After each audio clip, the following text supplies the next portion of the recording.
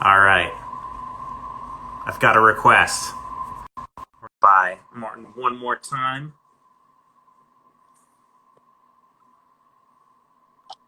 Hey, I'm back. We're back. We're back. I've We're saved the back. video. We've got documentation. Yes. So, where we were at, we were talking about perhaps the documentation of heritage being something that you've kind of adopted, right? Um, I guess where I was kind of interested in maybe picking up was whether you wanted to continue in that one, or perhaps maybe talk about jumping into some of the watches that were featured yesterday, like your world timer, whichever you want to do. You take reign. Um. Yeah. Well. I don't know. I don't know. We have a lot of nice things to discuss. You asked me if there are any Enicar mysteries or models that I still want to try to discover. I gave that question some thought. And that the funny thing is, new Enicar watches pop up on a daily basis. I see new Enicar watches on eBay. I see new Enicar watches through the forums, which is fantastic because it's like the gift that keeps on giving. Enicar is like endless, and I think I now finally understand why they chose to have the planet Saturn as their logo. It's like infinity. Well, there were a couple of interesting watches that I'm really curious about that I never saw in real life. There's this website. It's called swisstime.ch, and it's this archive website that covers like a lot of brands from the Swiss watch industry. And if you search for Enicar, you will find some really interesting models. And one of the interesting models is a LED watch that was supposed to have been on this watch fair in 1976. And I was not aware of the fact that Enicar ever produced an LED watch. I know they did like LCD watches, I know they did quartz watches, super quartz watches, but I never have seen such a watch, such an LED watch in real life. That would be one of the major discoveries, I think. It may not be like the prettiest, it may not be the most sophisticated, but it's really incredibly rare, and it's also really interesting. So if I could find that particular model, yeah, then I think one could say the Enicar journey is ended. But No, and they also that's great. You had said you were initially a very big Sherpa elitist. You wanted Sherpa only in your collection, and then you started to get the bigger picture and develop. You're about to go into another one. I'm sorry. Well, the Sherpa model line is, of course, the catalog that's got the most story, the most quality. It's. I mean, yeah. There are like lesser gods in the Enicar catalog, but Sherpa is way up there. But interestingly, I think I have owned most of the Sherpa models in all these years of collecting. But the last couple of months, I have been really getting into the more I would say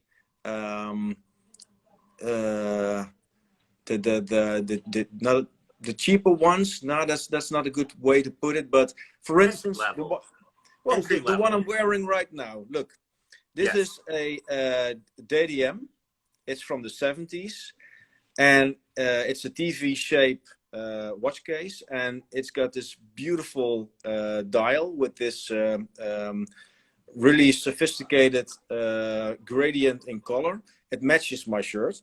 But this is a watch that has an AR 167 movement on board, which is the best they built. And it's you can find it you can still find it for like yeah, next to nothing. I mean, 200 euros. I mean, and then you have like an almost new Enicar watch with a great appeal and a great movement inside.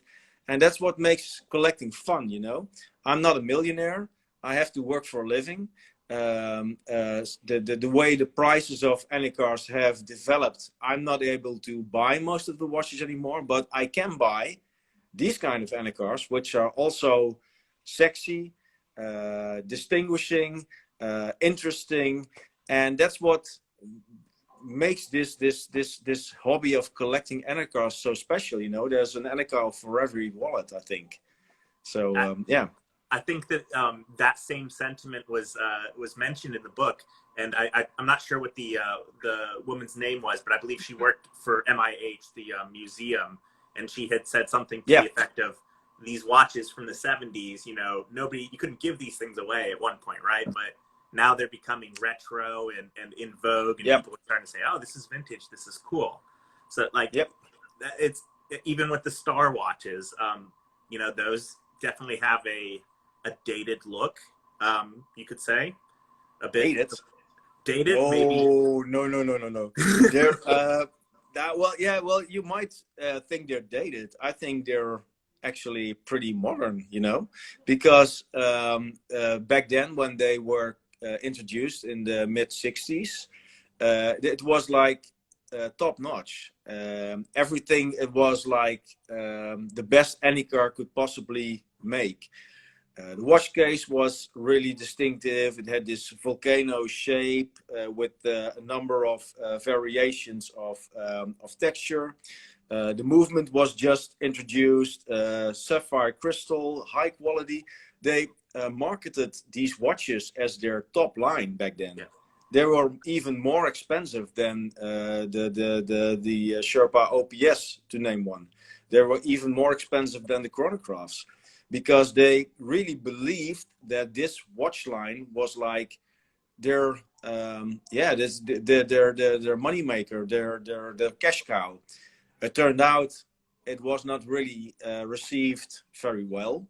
I think you could say that they took a lot of risk financially, and perhaps a bit too high of a risk, combined with the emerging quartz crisis. That was where things started to get difficult. But I mean, I've shown my Sherpa Star to a lot of people that I work with, and I am in this creative community over here in Eindhoven, and there are a lot of designers in this particular spot. And when you show them the watch, they're like, "Whoa, how modern! How refreshing!" And I'm like, "Yeah, but this is a watch that's like almost 50 years old." And they stare at you like, "No way, that can't be. That's impossible." But I think that's something that that also goes for like the designs of, for instance, the Jet and the Super Jet. These watches were created in the 60s, but if you put them in a shopping window at a jeweler, they look like they have been designed yesterday. They were really ahead of the time, and that's something that I find really fascinating. You can also find in literature and in movies. Some directors, some books, some brands, they peaked in the 60s, and they created things that are like they never really lose their appeal. And that's something special nowadays, when we only create products that are like lasting for 2 years, and then you have to throw them away because A, they're broken, or B, there's a newer model with a you know, that's also something that I think is interesting in collecting vintage watches. It's giving value to a product that has been there for a really long time, but still has its functionality, but also still is something beautiful. It's like a watch is like a magnet for stories. It's something you wear close on your body, but also it's there with in your everyday life, and the things that the emotional moments, and all these stories, they kind of get yeah, part of the watch, and that's what makes it so special, you know. I mean, I think almost everybody who is a serious watch collector has experienced a moment where his father or his grandfather or an uncle gave him the first true mechanical watch. It's something that you never forget. So yeah, it's one of these products in a life that stick with you, and you really build an emotional connection with that with a product. So yeah. I like the What way was your you question articulated again? that. Yeah. One of our friends in the comment section said that he was mentioning the kaleidoscope having the same case shape, what you're describing as volcano shape. Yeah. So I think we may have touched about that one. Maybe I just mentioned it in regard to the photo shoot. Did we talk about the kaleidoscope? No, but yeah, well, it's an interesting watch because it's something of a showpiece from 1967 that Enicar built just to show the world, look at what we can do. It was first presented at the Basel Fair in 1967 in this category called high-tech watches, I think. And what they created was something that became a bit mythology. It was a folklore, or there was some mythology around it. Yeah, exactly. Because nobody actually in the watch vintage watch community had actually seen the watch. You know, there were a few shady photos, and but nobody even knew if it was a real watch that was really produced. It could have been a mock-up, you know, could have been just a case with a design and nothing in there. So I think it was in 2016 or 17 when I was approached by somebody from Germany who had this watch in his collection, and he wanted to sell it. And at first I couldn't believe it. I mean, I was like, yeah, right. That watch will never, ever appear. It is probably not even real. And he started to send me all these photos. And well, okay, they were really convincing, these photos. And I was getting into this mode, like, could it be? Could it be? Could this watch be for real? And I have to thank a collector from Germany who's also into the WhatsApp group. He was actually the one who connected the German seller with me. So thanks again, Mr. B. And I had to pull all these strings to get the funds together to buy the watch, because it was not really cheap. But yeah, did you think about going back to Lango and stealing the Saturn logo off the buildings? That way you could give him the globe in exchange for the watch. No, well, he was looking for cash, so that was not an option.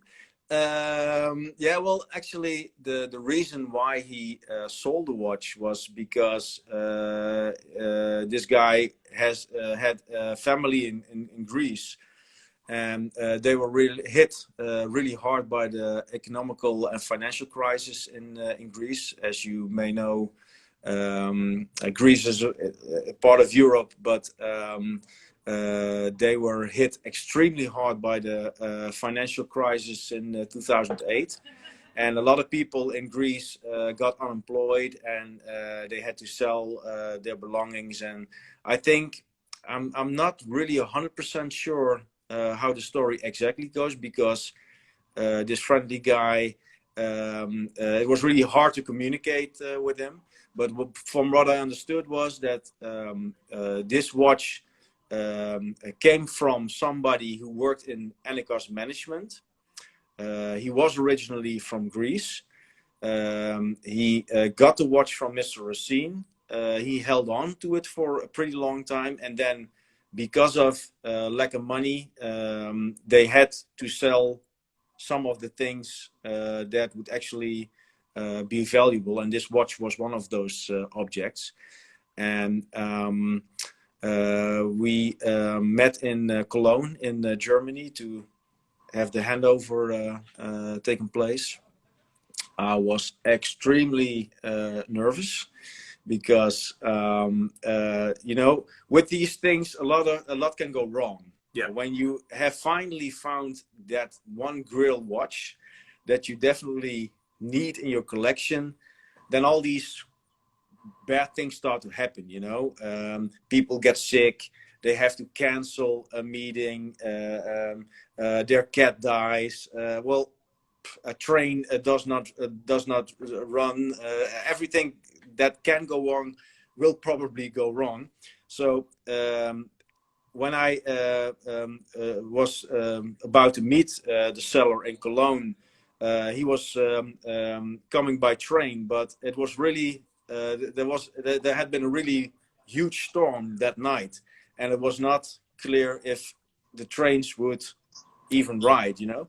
So yeah. I was actually pretty happy that he sent me this message from, okay, I'm in the train, I'm coming your way, are you already in Cologne? But I also did not know how the guy looked like, so he sent me a really vague photo. So just figure, I was there in Cologne on the central station square, looking at my phone with a vague picture, looking if I could spot the seller, which I never met and would probably not be able to communicate in English with me. So, but yeah, in the end, he brought me the watch. It did not run really well. My guess is it had been untouched for a really long time. So I took it back to Eindhoven. I had a meeting with my watchmaker a day later, and I brought him the watch. And yeah, we just dove into it. We just opened it, which is something a watchmaker does every day, of course. But with this particular watch, I was like, okay, you are actually the only one in the whole of Holland that I trust this watch with. So I know what you're doing. I know you're a professional. I really admire your skills, but please proceed with caution, because we did not know what we're gonna find inside, you know. So it turned out this watch is actually a pretty standard AR 1145 movement, and on top of the movement they built this sort of a galaxy with all these little wheels, and these wheels they operate the 6 different dials on sub dials in the watch, and it's really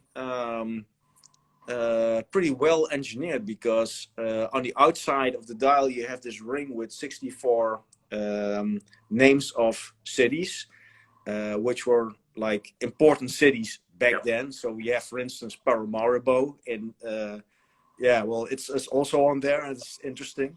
But these cities, they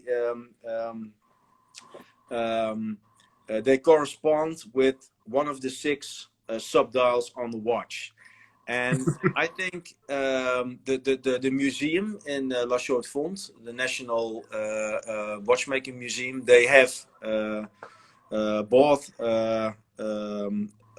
one of these last year in March, and they claim only 3 were made. But I think it might have been 5 or 10, but probably a number of these watches have been, well, lost or broken, or who knows what happened to them. But interestingly, we had a meeting for the book research with the curator of the museum to talk about this particular watch, and I brought Mr. Racine with me. So there we went. A guy from Eindhoven with not really a history in watches or whatever, talking to the curator who had done her homework, trying to research this watch and the creator of the watch, and Mr. Racine. And she was, we were talking about the watch, and she was like, yeah, only 3 exist. And Mr. Racine broke in like, Nein, das ist nicht so. Das ist vielleicht 5. Und, so that was pretty interesting. So the museum, I think, still holds on to 3. I think it's somewhere between 5 and 10. Who knows? It's a prototype. It was never taken into mass production because of the enormous costs. Yep. It would have never been a profitable model. And also, Mr. Racine called it ein bisschen heikel, which means it was not really fully developed yet. It was still not as accurate as Enicar's standard is. So, yeah. And it was also coming into a period where you were getting more quartz watches emerging, and this is an automatic. So, I mean, this was something that couldn't have happened at a worse time in some sense. But yet, it still managed to make its way, out of the development stage. And there's hope for, a few people out there, if they come across something really funky on eBay and just jump at it, they hit the jackpot. I would be surprised if this watch would end up on eBay by someone who is not aware of what he's selling. I think this watch will probably go to auction sites if it pops up, because it's so unique. I mean, it will not get sold for like Rolex kind of numbers because of still the obscurity of the Enicar brand, but it's definitely something special. And if you look at the numbers that some of the chronographs are already reaching, I would not be surprised if it's like in that ballpark value-wise, Yeah, I liked the fact that you got to reunite 2 of them in the photograph, and you captured it. This is the one time you're going to see 2 of these in the same place. Well, I was actually wearing the watch when I visited the museum, but the curator hadn't seen my watch yet because I was wearing a long sleeve. And then I asked her, "Can we see the watch? Can we take it perhaps out of the box?" And she was putting on these velvet gloves, really, really carefully taking the watch out of the glass box and really putting it on a table really carefully, still with the gloves. And I looked at it and I showed my watch, and it was they're kind of similar, aren't they? And she looked at, what are you doing? You have that watch too, and why are you wearing it? So she was like, "Oh, be careful, and it might get broken." And I must admit, I have not worn it really often after that incident because now I'm pretty scared to wear it. Actually, I wore it yesterday, and I took a photo of it to share on Instagram. But I think I only wear it like a couple of times a year because, it now. It's not a watch that I can move freely with, That's also a reason why I usually prefer to put watches like this on my wrist than some of the Sherpas, because if you hit a table or you hit a doorknot, you're going to cry, So it's well, they're pretty sturdy, but you don't want them to get broken or anything because parts are really hard to find. So yeah. I see a comment that says Enicar is the collector's brand. It's only for the people who get it.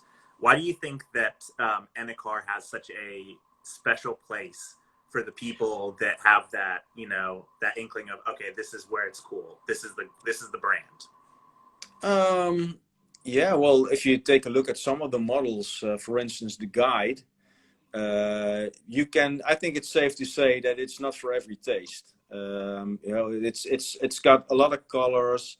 It's got a lot of details. It might be too busy for most people. I think they're not really dressy. They're also for instance, the Guide. It's got a case with a diameter of 42 millimeters, which is huge. I mean, for a watch from the early 60s, it's like, yeah, walking with an alarm clock on your wrist, you know. So they made some really bold decisions back then. Also with creating all these other models with a 40 millimeter case, which was not really common. And for watch lovers nowadays, I think, yeah, it's hard to explain. I think everybody has a couple of brands and models that we all agree on that are special. And some other brands have these products that you can't put the finger on it, but you just sense there is something interesting about them. But it's not for every taste. One of the things that really appeals to me is the logo. I mean, it's the planet Saturn, which is, I think, incredibly strong because it's an image. It's a universal image. Everybody knows it's the planet Saturn.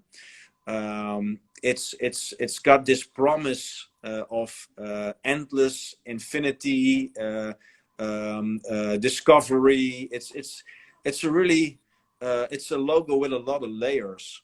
When you take, for instance, Rolex's crown, I mean, that's also a really strong image, but I think it's harder to find all these extra layers inside of that logo than it is in the Enicar logo. And you know, if you're in a party and 10 people are wearing watches and 8 out of 10 is wearing a Rolex, you have to assume that only one is an original and a real one and the rest is fake.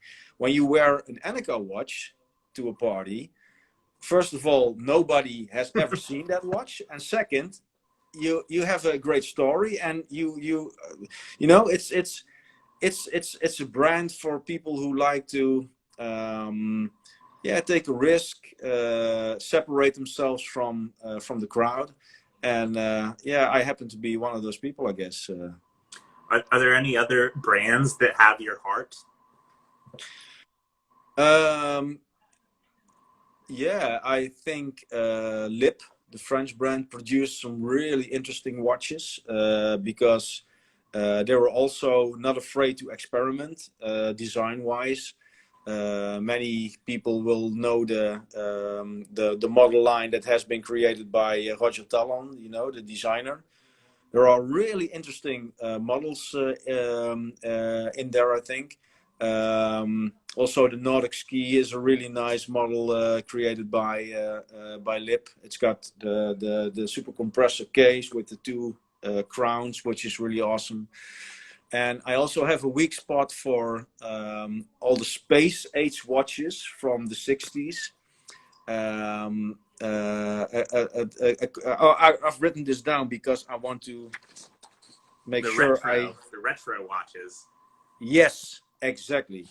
I love that book. I mean, that's for me, that was the best book that has been released this year because it's got so many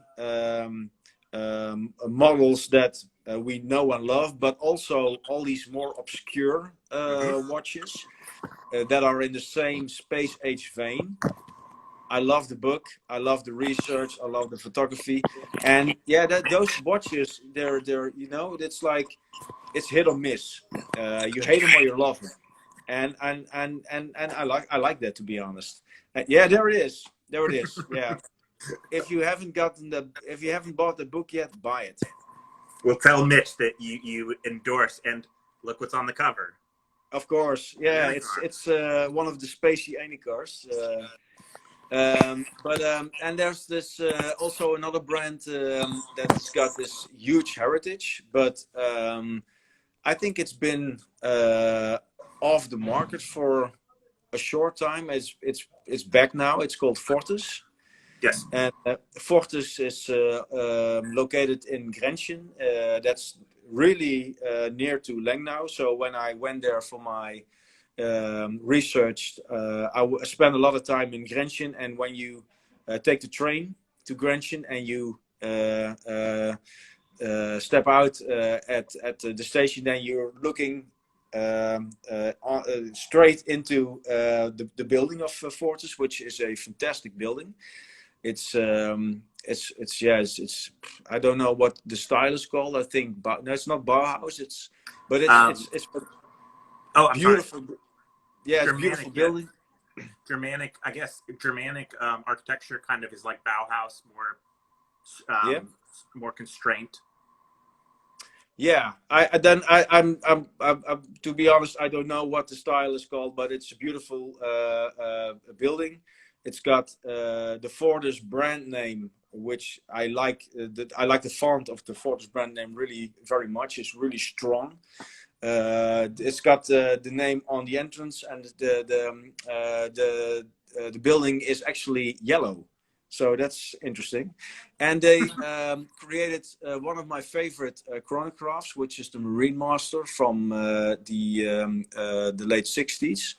It's a Valjoux 72 movement type of chronograph. And there were two variations created, one with a blue dial and one with an orange-red accent dial. Awesome, really nice on the wrist. It's a beautiful model, and I also like the dive watches they created in the 70s with all these really colorful and busy dials. I like that a lot. And apart from that, I have a few LED watches, the so-called driver's watches, with a strange shape of case.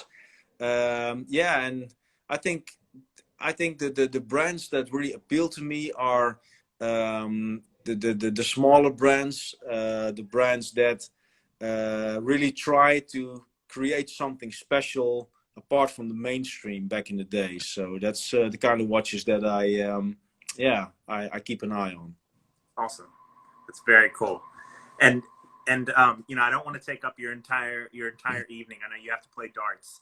So I have to play. Yeah, they're already begun. They've begun right without me. They've begun without me. My God. Then I'm going. I'm going in a few minutes, and then I have to. I'm like 10-0 behind already. So. So parting advice for the next person who wants to write a book. You obviously did a fantastic job on your first watch book. What would you say is the approach to go into it for the next person? My personal advice would be don't underestimate the amount of time it will cost you to create a book with some depth, content-wise. Try to find a niche because that will not make you rich, but it is really you get a lot of when you create something that is not there already. When you create something that is not a Me Too product, it's really it pays off. You get so much fantastic feedback from people who have been literally waiting for the product to arrive. So that's a piece of advice. So don't write the next Rolex book. That's basically what I'm saying. And but all due respect for everybody who loves the brand, because I have nothing against the brand, but there are a number of brands that did not get the attention that I gave to Enicar, and well deserved it. So focus on a niche brand that has not been written to death yet. Try to make it personal.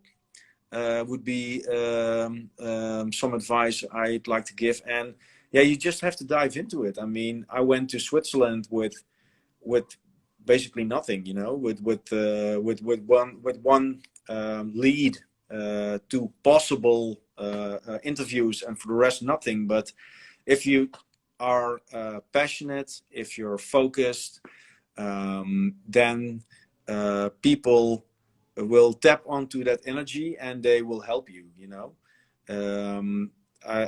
Yeah, so that's something I would. And also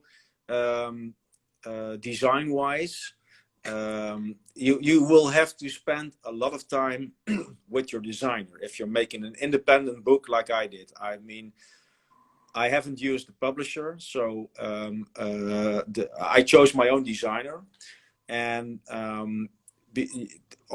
there's this point in time when in the project where you have like all the chapters and all the pages already in your head, but then you have to try to bring a designer on board to understands that without getting frustrated or angry. Or so it's really important to have a really good connection with the designer, because I have spent, I think, a few hundred of hours next to my designer trying to create the book as a team. And yeah, if you give that to if that's out of your hands, if you have like you're only doing the content and you have like the design and the print done by third parties, you will not have that connection. It will not be a rewarding end product like it is when you do everything yourself. So have I already said don't expect to get rich from it? Have I already said it? I think that you have the right approach in mind, where you wanted to do it for the right reasons rather than for the acclaim and fame and fortune. Thank you. Yeah, well, yeah. Okay, well, thank you, Charlie, for sticking up with me. I mean, we've been talking for like an hour and 40 minutes. Oh, it's honestly, I appreciate you taking the time out of your day and going further into the, extended hour. Honestly, the book is it's one of my favorites in the library. I learn something new every single time I open it. I couldn't thank you enough and I couldn't also recommend the book more to people who want to learn about watches beyond, like you said, the mainstream watch books. I think it's a fantastic project, and we all appreciate it. Thank you, sir. Thank you very much. Thanks for having me, inviting me. I appreciate your passion for watch books and watches in general. I really appreciate and enjoy your posts. So it's been an honor for me too, and I'm really happy to have been chatting to you. Really nice that so many people are commenting. I haven't read anything, but I will probably see some feedback in my Instagram. So thanks a lot, and yeah, let's keep the Enicar fire burning. And like Greg always says, Viva Enicar, and I can only agree. Thank you, sir. Appreciate it. All right. Thank you very much. Bye. Bye-bye.